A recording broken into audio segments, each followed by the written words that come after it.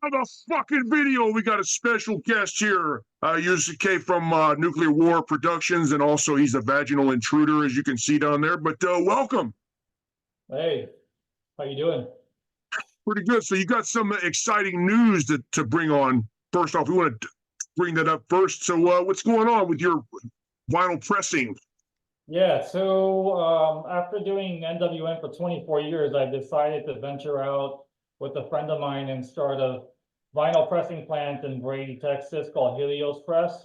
So this is going to be a pretty long-term project. It's still about a year into the future, but we've already gotten some traction on it. So that's why I started to update people on the current situation, and we're going to do a fundraiser campaign starting pretty soon. Actually, starting in March 1st, we're going to do a Kickstarter campaign. So yeah, so far we're only about three and a half months into it, and we have a building in Brady which we purchased, and 4 pressing machines that we're getting from Germany. Those are also paid for already, so we're pretty far along. We're trying not to finance it by taking out loans, because the loan liabilities are, just it's just going to make things much harder for us.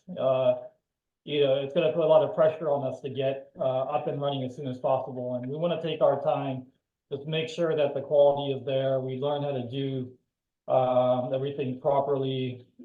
Since none of us have done manufacturing in the past, this is going to be new for us. My business partner, Greg, has some construction background, so he has probably more hands-on, experience with heavy tools and stuff like that than I do.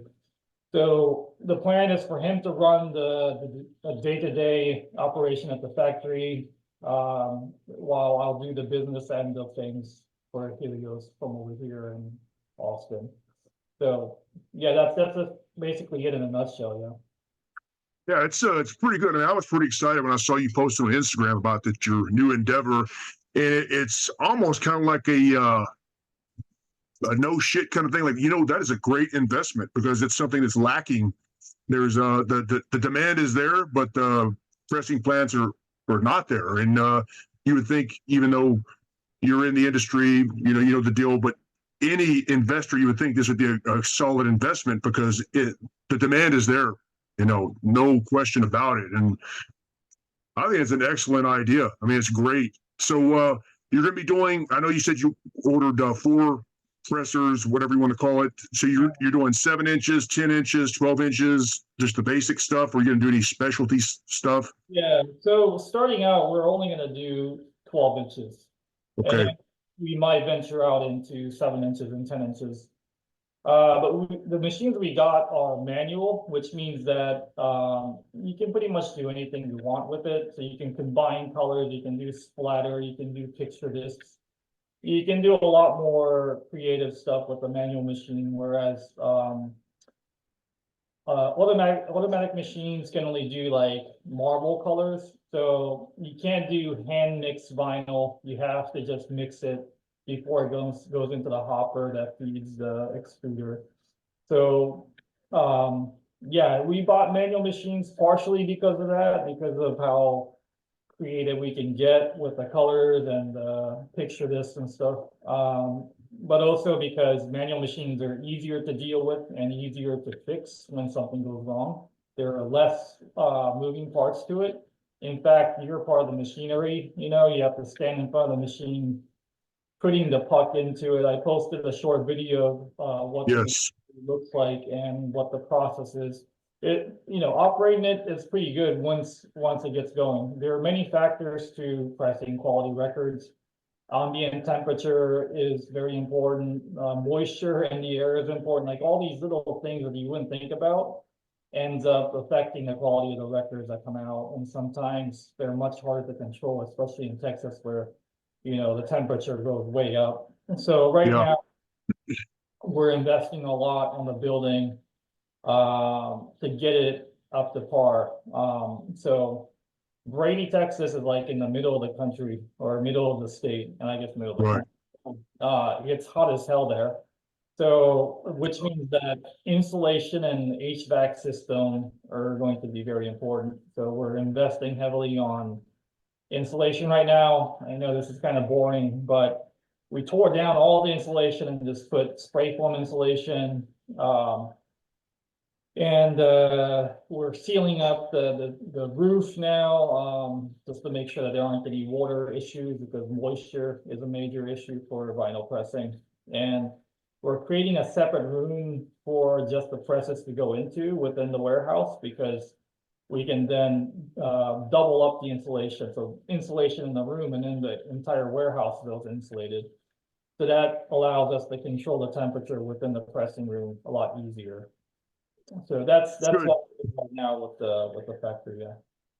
Yes, you're definitely doing the proper research and everything. So a lot of people, I've heard idiots before. Yeah, I want to get a pressing plant, do it in my garage. That's like, you can't. That doesn't work like that. Especially in Texas with the fucking bipolar weather here. One day it's fucking freezing, another day it's hot as shit. Yeah. So yeah, I think it's pretty exciting news. I mean, for you as an investor, I mean, of course, the underground black metal hardcore and stuff is wanting that, but this is also mainstream too. You get some contracts with some big labels and whatnot. That could be a very good investment. Very cool stuff. Yeah. So our mission is to, work with smaller labels and bands as much as possible, because that's where we get our inspiration from. And while it's a completely different business from NWN, my underground ethos are still there, and Yeah. the goal is to service everyone. And we will take on major label clients as well, but we don't want them to just clog up the pipeline like many factories end up getting. So yeah. Yeah, that's actually a really good point too, because you're right. All this mainstream bullshit pressing, basically sucking up all the resources of vinyl, and then the small labels and bands have to wait a fucking year or whatever. So actually, that's really cool. You're putting that into perspective, because somebody waiting a year or even more than that is kind of ridiculous. So I think it's a welcome thing. I really look forward to it. I would like to even press some shit myself with you. So plus it's good. It's in Texas. Just fucking go drive and pick it up instead of big ass shipping rates, so to speak. Yeah, that was one of the other factors for wanting a factory here, because we're all affected by the high cost of gas around. I mean, not so much in Texas, but rest of the country is paying some stupid gas prices. Yeah. From California, or not originally, but I lived in California for many years, and gas is, during the pandemic, went all the way up to like fucking $7 or something. Like LA almost got up to $8 per gallon. I don't even know how they survived there. Fucking nuts, man. Crazy. Just imagine you're like just working at McDonald's, getting paid $15 an hour or something. How are you gonna fucking live? Yeah, I don't even know how they live. Yeah, it's crazy. I mean, it doesn't match up. And then like cost of living is very high there as well. So, so that's just California, but the rest of the country also suffers from high shipping costs. I mean, if you want to press records in Europe and you want to get as a label, I'm pressing thousands, So if I bring those back from Europe to here, I'm paying $4,000 to $5,000 just for shipping. Yeah. That's costs that other European labels don't have to deal with, because they're having stuff shipped within Europe, right? So same thing should happen here in the US, where we press our own records and we keep it within the US. Shipping prices are a lot more reasonable within the US than overseas. So, I'm not the only factory. Obviously, there are many other factories in the US. United's the biggest one in the US. In Texas, we have a couple. In Austin, we have Gold Rush. On the West Coast, we have what's that one? Not Ross Ellis. God damn it, the name escapes me, but there's one on the West Coast. Two of them closed down. Rainbow and Bill Smith closed down. And up north, northwest, we have Cascade, which is actually owned by a punk label, so that's pretty cool. And Oh, then, that's cool. yeah, there's one in Florida, there's one in Georgia. Um, there's one in New York that's moving down to Tennessee soon called Brooklyn something rather. And then my friend Chris Donaldson's opening up a factory in North Carolina, I think next month or something. So Okay, cool. things are happening in the US and there are options and choices. But the good thing is the demand is outstripping the supply still. Yeah, it's Um, crazy. But yeah, what's cool? I'm sorry. yeah, go ahead. What's cool about your situation because you already have bands like just speaking just for Texas. There's a lot of fucking good bands in Texas just alone. Good Yeah, hardcore, black metal, death metal, whatever. And you already have the reputation of being supporting the scene for years, and so people are going to feel more comfortable going to you because they know you're going to do it justice, not just fucking throw it together and somebody look at this, oh, it's a satanic shit and yeah, whatever. You know, you're going to put the proper yeah. That love, if you will, to it. censorship is another factor, you know. You take a satanic record or something to some factory in you know, southern part of the US like Florida Yeah. or they're gonna be like, ah, what is this? We may not want to press it, you know, or Georgia or something. They might get scared off by it, but Yep. obviously me being an NWN person, I'm not gonna ever really care. And I'm Oh not yeah. censor people or cancel people for their views, either religious or otherwise, you know. So that's one thing that I definitely want to distinguish myself from the rest of the pack. I'm not saying that everyone is censoring or canceling orders, but it's Right. definitely some places will censor and some places will straight up just cancel your order. Yeah, because it just takes some people like to cry about shit. They get a new order in and somebody sees something offensive. Oh my God. And like, I'm not touching this because this is fucking evil or it's just fucking stupid. So anyway, that's it's good on your part. Other question too, as far as printing. I mean, I know it's all in for you taking care of this. Are you gonna be outsourcing the printing the covers and everything, or you how you gonna handle that? Yeah, so printing will be outsourced to different places that make jackets in the US. So Imprint, Indie Printer in Florida does a lot of nice inserts and posters. I've used them in the past, like going all the way back 20 something years with early NWN releases. Jackets can be printed at Ross Ellis in Canada. Imprint works with them. There's a place called Dorado in California that makes jackets, and then Stoughton also in California that makes super nice tip-on, like old school jackets. So there are many options, and if I want to venture out, I'm sure there are places within Mexico that also prints jackets. I was thinking just about contacting some offset printers in Texas to see if we can set up some sort of a deal to print jackets. There's no real like rocket science in printing Right. out. Yeah. Just print it on a thick enough paper and you know, you have to pay for the dye and the design of it, which isn't, you know, cheap, but it's doable. And if there's economy of scale, the price should come down enough to make it worthwhile, you know. So Right.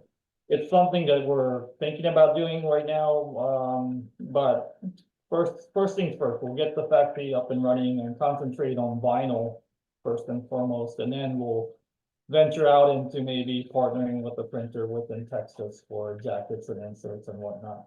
The other thing is like even with printers, if you give them something satanic or something, you know, blasphemous, they might say no. So, you know, I don't, we'll see how it goes. It is Texas and there's some Bible thumpers here.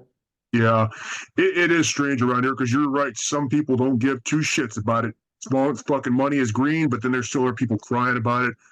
But I feel pretty confident that you'll get this running and it's gonna take off. And yeah, I think it'll be really good. Yeah, Um, and also too, I want to point out, you mentioned about some fundraisers. You have a fundraiser gig coming up on May the 4th at the Lost Well. Got a yeah, fucking good lineup. So if you want to talk a little bit about that, that looks like a good ass fucking show. yeah. So, you know, the benefit of having a record label this old at this point is I have a lot of contacts and I have a lot of bands that I've worked with. So all the bands that are on the bill are bands that I've worked with. I have personal relationships to. And they were more than happy to help me out. They're pretty much playing for free in benefit of Helios. I'm very thankful for my friendship with everyone involved. Aries Kingdom is even driving like 12 hours or 13 hours down from Kansas City to play this one-off gig in Austin. So, and I want to give special thanks to Lostwell because they're letting us use the venue for essentially free. You Oh, know, wow. That's incredible. they're an Yeah. awesome force within the Austin punk and metal scene for sure. Yeah, that's a good venue. So any motherfuckers watching, you're anywhere close in Texas, you should go to this gig. The place at the Lost Well, it's in Austin, Texas, which I've been there many times. A great fucking venue. You go in there, it definitely has that old school, just underground feeling to it. Mhm. The lineup is fucking great. It's May 4th, Lost Well, Aries Kingdom is playing, which is fucking great. And they got Imprecation, which is classic shit. I've been going to see that band since the early 90s and whatnot. It's just a great fucking band. Barbosa Dad's playing Unholier, which is good ass shit too. And True Iron Will, which I like a lot. Trench Warfare. So I mean, it's a good fucking lineup, and plus it's for a good cause too. So I'll probably come up to that as well. Mhm. Be a cool ass show.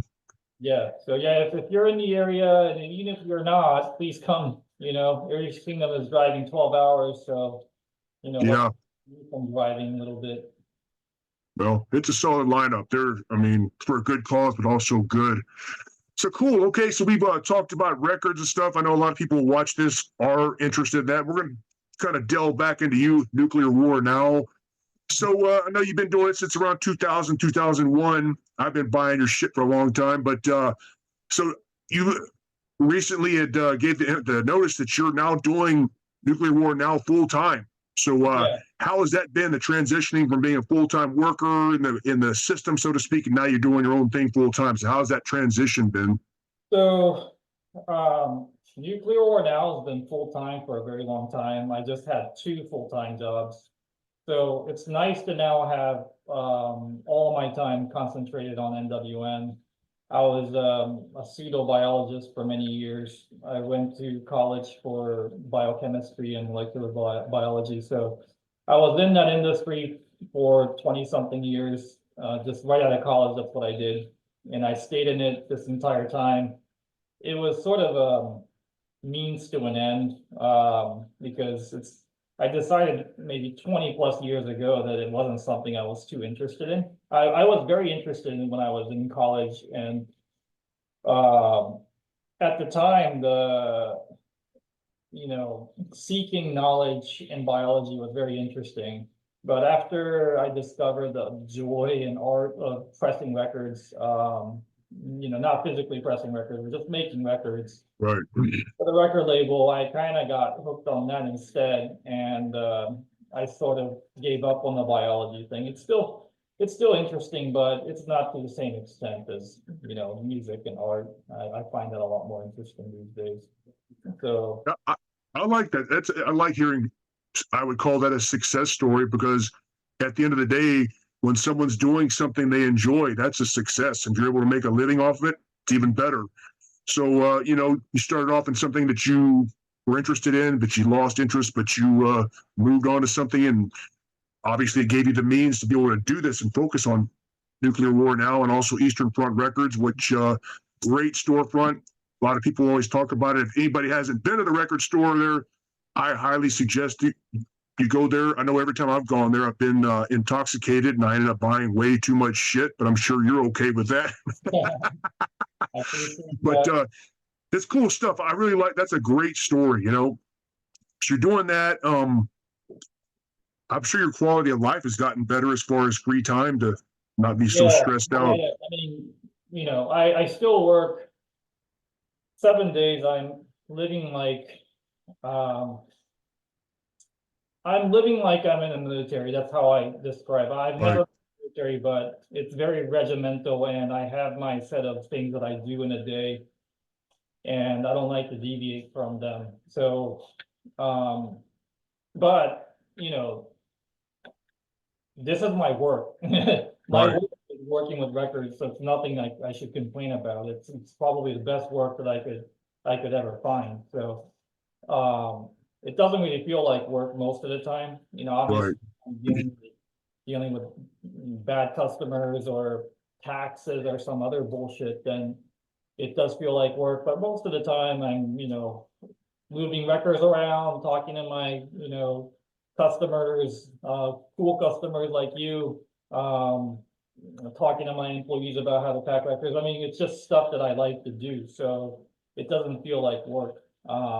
But to address your question, I live a very regimental, almost militant lifestyle where I wake up at a certain time, I do certain things, and I try to stick by it for sake of discipline and mental fortitude. So, you know, one thing that I started doing recently is as soon as I wake up at 6, I put on my shoes, put on my clothes, and then I go outside, I find a hill nearby and just run up it as fast as I can as a way to wake myself up and also to train myself to face difficult things first thing in the morning. Yeah. And then I jump in the shower, but instead of warm water, I use cold water. And right now it's cold as shit, man. I Yeah. mean, It is. It is. But you know what? That is a recipe for success because I can relate because I do the same thing. yeah, I'm very regimented. I do the same thing every day because that's how you get successful. You wake up at 10 o'clock and be lazy. You don't get shit done. You got to get up early. As they say, attack the fucking day. And right. I'm sure for you, you're doing something you like. So even the days that, like you said, fucking with shitty customers or taxes, even with that, you probably still think I'd rather be doing this than anything else. Yeah, yeah, definitely. Yeah, I feel like people tend to waste their lives just, you know, drinking too much or doing drugs and then just like sleeping all day or something, you know. I do think that everyone has some potential to do something interesting, but they don't. You know, Right. plenty of people play instruments, but for whatever reason, uh, they don't have the drive or the discipline to write music and put it out there. Right. That is a good point. It's also too someone to be successful is it takes determination and just over over time, not just instant success. Like your situation, 2001, you started out the label, and now here we are, 2024. Now that's your main career. I mean, that's pretty fucking impressive, and it didn't happen overnight. You Yeah, put in work, creating and establishing relationships. I think it's pretty fucking cool, man. It's good. And when I saw that your video that you were moving full time, because I know we've been in your store before, and we were yeah, talking to you, and you had to run back in there to do something for your other job and come back out, and now you're doing it full time. It's fucking great, and I just want to tell everybody else that hasn't been to his goddamn store, man. It's fucking great. I mean, I remember the first time I went there, I was immediately welcomed. We started talking music, and then before I knew it, we were in the back looking at all that shit. And then I think $500 or $600 later, walked out of there with a bunch of good shit though. But the selection's good. I mean, you got some great stuff there. It's just a cool place, and it really for me it brings back that old school mentality when you go to the record store and you talk to people about music. You see other people there that are really into it, and it's just a great fucking experience, man. Which I need yeah, to get my ass back up there again soon. yeah. I mean, Um, the point of the record store was to create a place where it wasn't like online stores, you know, like in 2024, you can pretty much buy anything online. So what's the right. point of stocking the same old shit in the store? You can pretty much buy everything within like Waterloo online. Yeah. You could go Yeah. to probably Amazon and buy half of those records, right? So what is the Yeah. point of having a physical store if there isn't somebody in the store who knows more about, you know, metal than an average customer who can talk shop about metal and stocks, you know, used records and new records and some crazy underground stuff that you can't find anywhere else. So that was the goal of Eastern Front. It was I took the name from a live album called Eastern Front Live at Ruthie's Inn. that was a classic live record from the Bay Area. I was in the Bay Area, San Francisco Bay Area, so it was fitting that I would call it Eastern Front. Yeah. Well, it definitely works because it has that feeling when I go in there, whether I go in there and talk to you or some of your other employees. Everybody has good knowledge and good recommendations. And you're right. A lot of that shit you can just go look online. But for me, I like the experience of walking in there, looking at all the shirts, the patches. You got the vintage vinyl on the walls, and it's just a really cool experience. And some of the guys I bring in there too with me, a lot of them are not as don't buy as much shit as I do, but they still just love going in there because just the whole atmosphere of it. It's cool stuff. It's really good thing. That's why I drive all the way up there to go to your store because it's just a great experience. Yeah. It's kind of like a store from the early 90s or late 80s or something, Yep. when you could still go into a record store and find stuff. Well, it's great, man. Recreate. So I try not to sell the rare stuff online as much. Sometimes I have to because we need money or something, but Sure. I try to keep most of it for the store so that when somebody walks in, they're blown away. What the fuck? There's a Hellhammer record on the wall, or there's Right. First Breath Enslaved Frost on the wall, or the first, like, I don't know, like Battery Yellow Goat or something. Like Yep. it's kind of like going to a museum or a record store that got frozen in time. That's the kind of experience that I want to create with Eastern Front. That's a very accurate statement because actually it was probably a year ago or so. I went in there and I just shot some video with my phone and then did a little video talking about what I bought, and I showed the inside, and people were commenting, "Holy fuck, look at all the shit they have there!" Because I showed the walls and everything. And people nonstop, "Oh, I wish I would lived in Texas to go there," because a lot of times stores are just not like that. They have other stuff, but this one is catered to metal. You walk in there, there's no question. You walk in, you see Blasphemy, you see whatever. You know where the fuck you're at. So I fucking love it. Yeah. I mean, it's tailor made for metalheads because I'm a metalhead myself. Yeah, So absolutely. I want to see in a record store. I don't want to dig through, Beatles records to get to Blasphemy. I don't need to see the Beatles records. I just Yeah, want. I agree. And everything's organized really well in there too. So yeah, great fucking store. One other thing I want to talk about, this goes back to your regimented lifestyle, because Yeah. I can definitely relate. And I saw on your Instagram page you're really into fitness as well, Yeah. which is good because I don't know, how old are you? 48. 48. See, I'll be 50 this year, so we're around the same age, and Yeah. it's so important to stay active because I know for me, I have to run and stay active because I don't want to be that fucking 50-year-old fat ass laying on the floor that can't get up. Yeah. But what about your workouts? I know I saw you were doing, I forget the terminology, you were on the bar and Right. Yeah. So, it's called calisthenics. It's a body weight exercise. So what happened was when my kid was about 10 years old or 8 years old, I used to take her to local parks where there were jungle, whatever, monkey bars and stuff like that. yeah, And play on it, and I would play with her and then try to get some workouts in by just doing pull-ups and push-ups and stuff like that, just body weight stuff that I could do anywhere. So after a while, I started to, gain muscle, and I could see the changes in my strength. And so I started taking it more seriously. And then I saw somebody on Instagram, the calisthenics is really big in Eastern Europe. So when you see these guys doing crazy muscle ups and stuff like that, like one arm pull ups and stuff, it's usually a Russian or a Ukrainian or a right. Polish person. So I started watching those videos and I got inspired to try the muscle up. And I watched a couple of YouTube videos on how what kind of strength you have to have. So I started building towards it. Essentially, you have to do like 15 or so chest to bar pull-ups. You have to drop as much body fat as possible because you're pulling up, right?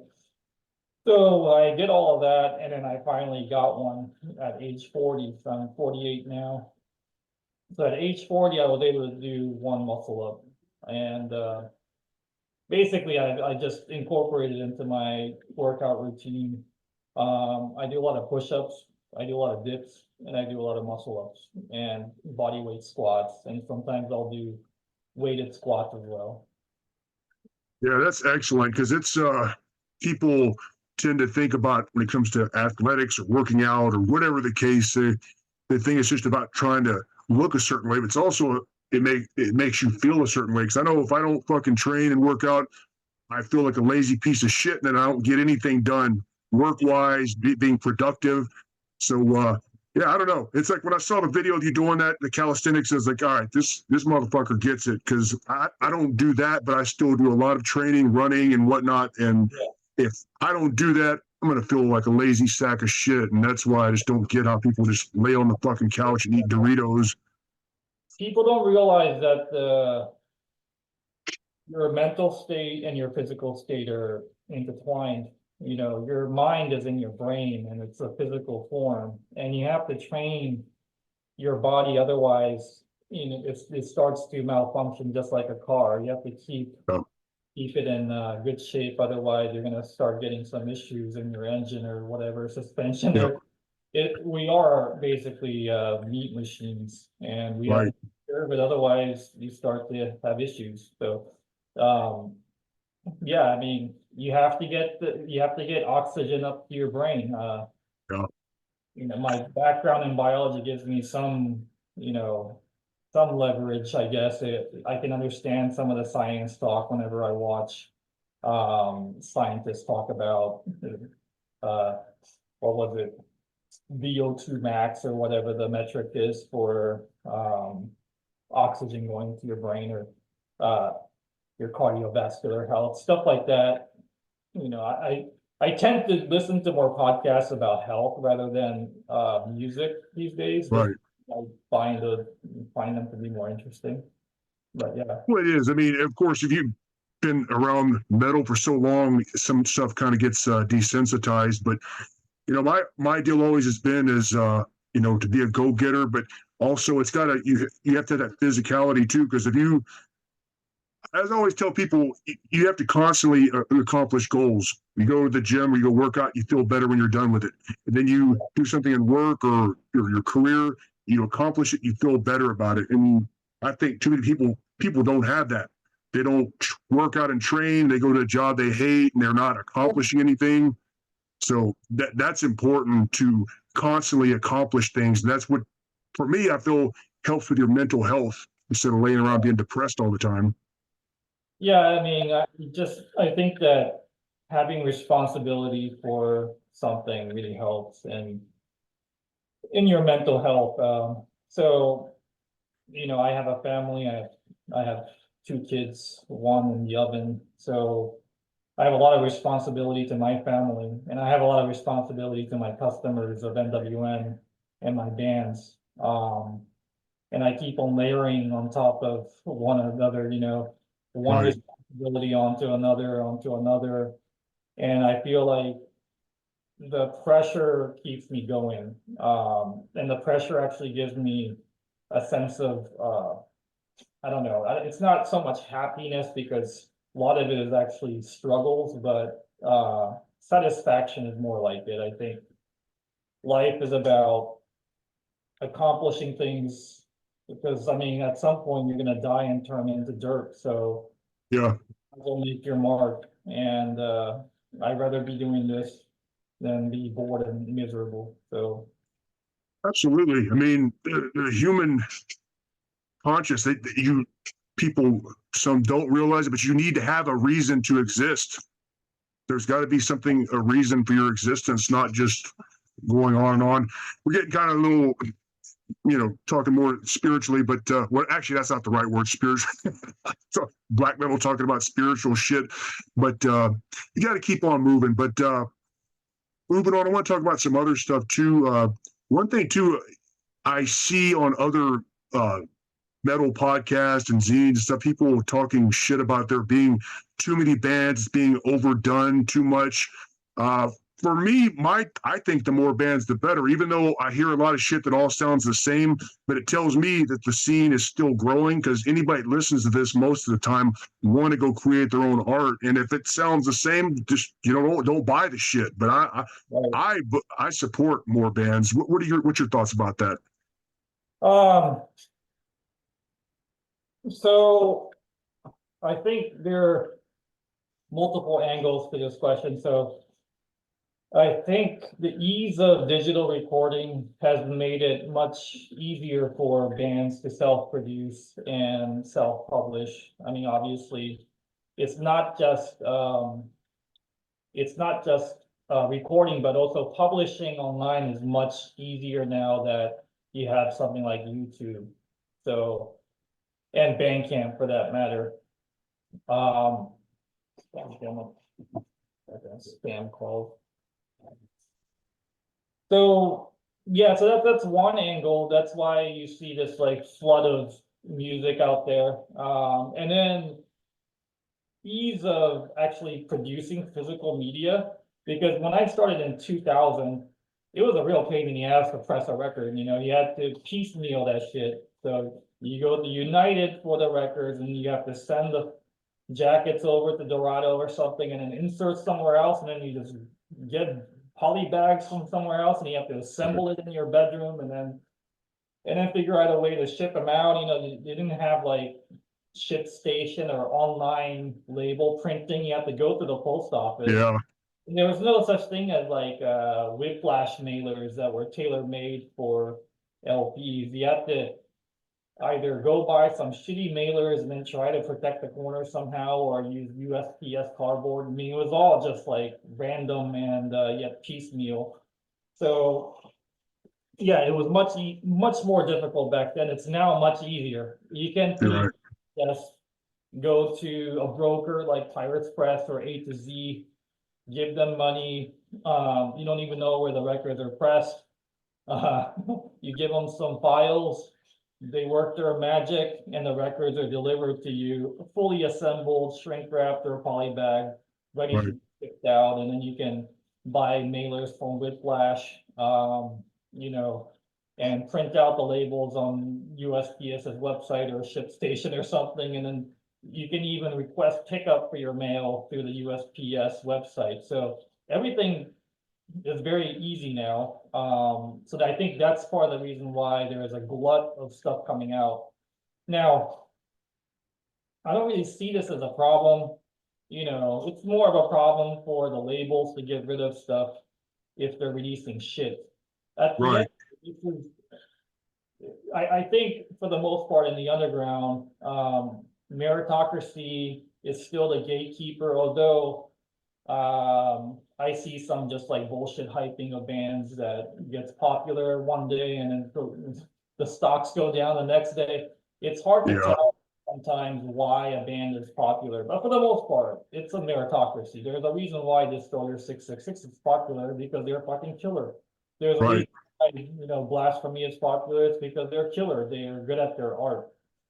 So as long as meritocracy is the, you know, the rule, then I don't really care how much music is produced, you know.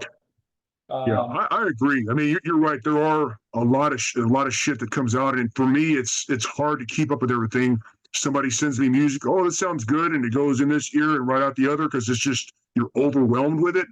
But so I can't keep up with everything, and especially you as a label, I'm sure people send you shit, and some sounds like garbage, some sounds good.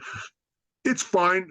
I mean, but for me, I like to see that though because it shows that there's people that are still really into good music and they're trying to do their own. Because I feel in metal, most of the time, a certain type of individual gets into it when they're really into it, they want to make their own art and do their own stuff. Is it going to be quality? Maybe, maybe not, but at least there's stuff being put out there, and it just gets kind of.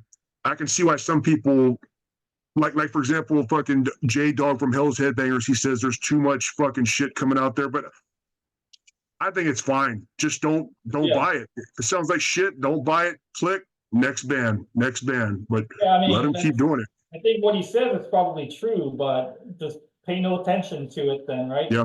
And he's running Hell's Headbangers with Chase anyway, so um, as a record label, my job is to curate the bands that I think should be, pushed to the front and Right.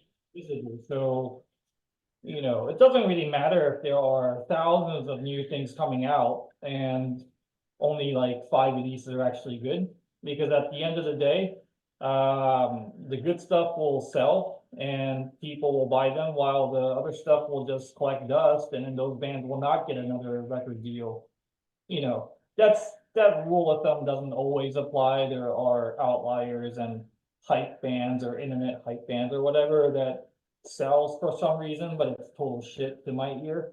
But maybe Right. there, maybe I'm missing the point. I mean, music is subjective in a way. So while I like to think that my taste is supreme, maybe other people just have different opinions. I don't really give a shit, as long Yeah. as people buy my records that I push, I don't really care that much about the glut of music that are coming out, because at the end of the day, like you said, it helps the scene if there are more people involved.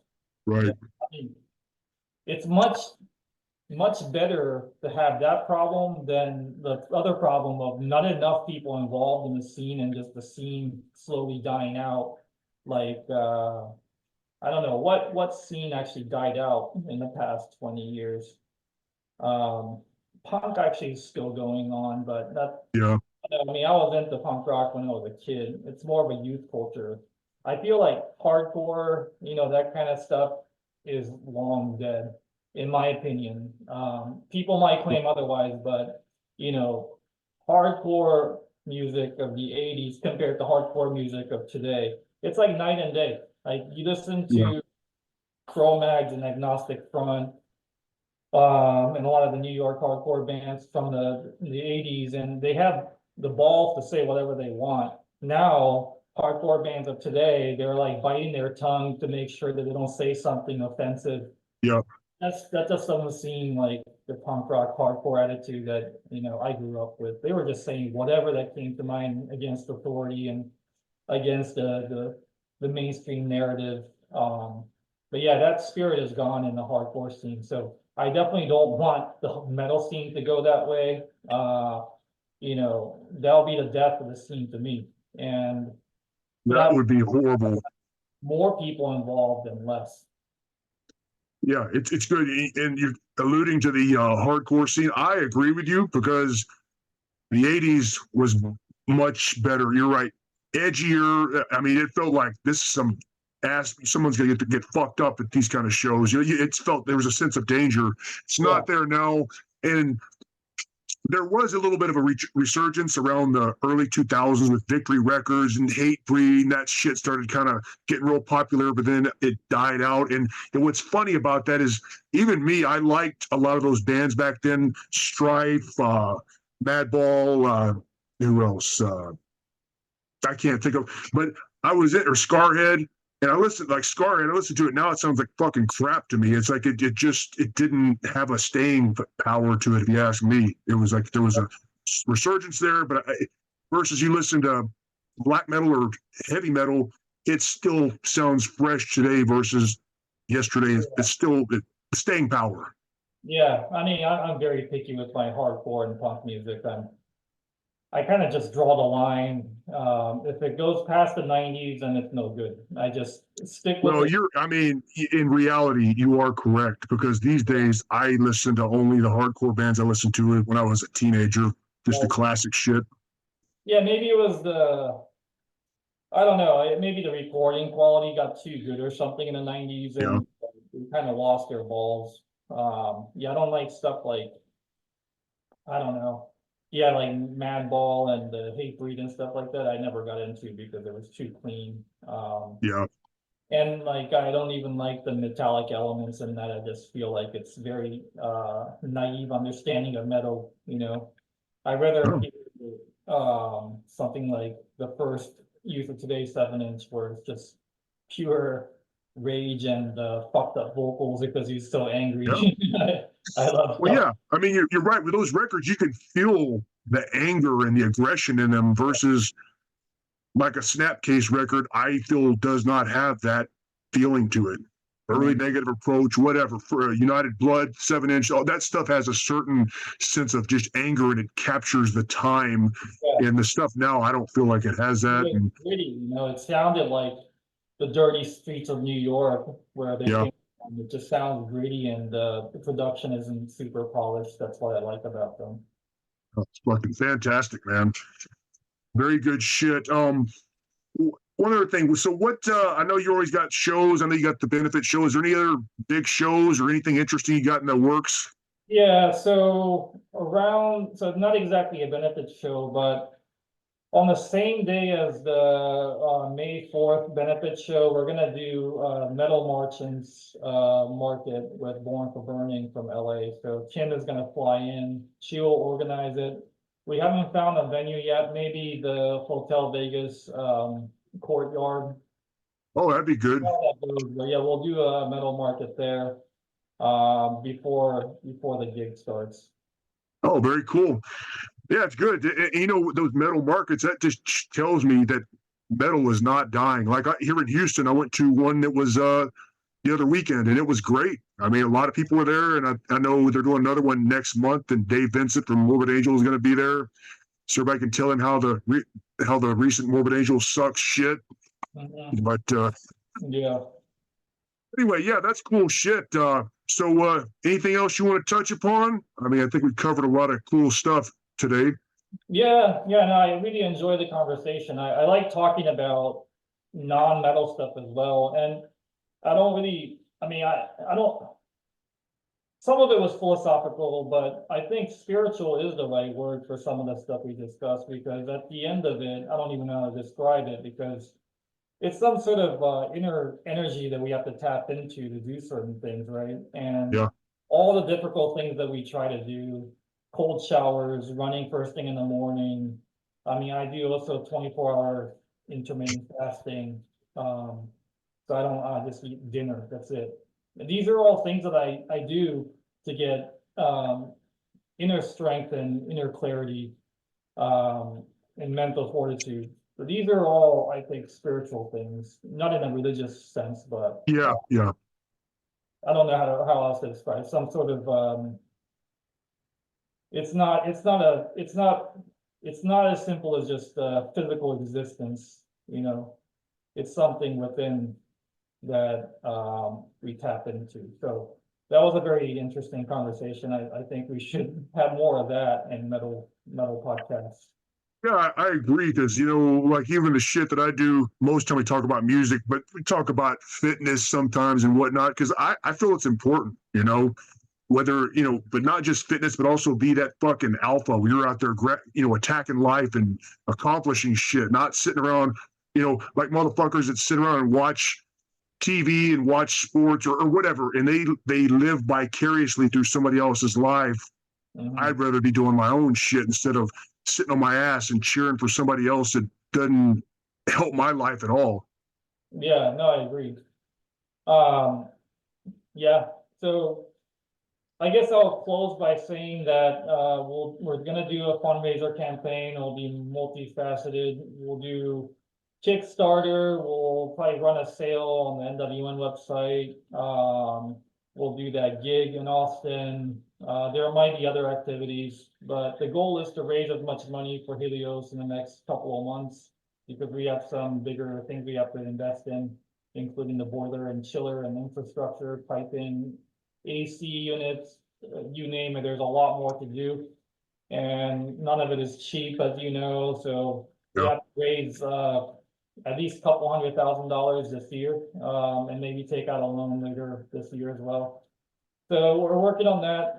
The Kickstarter will be starting on March 1st, if everything goes well. And I'll make that public on my Instagram and website.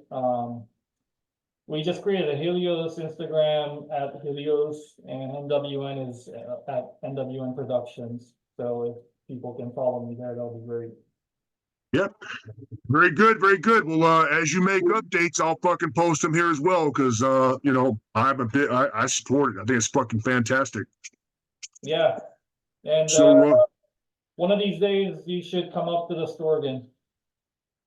Oh yeah, I'll be back up there for sure.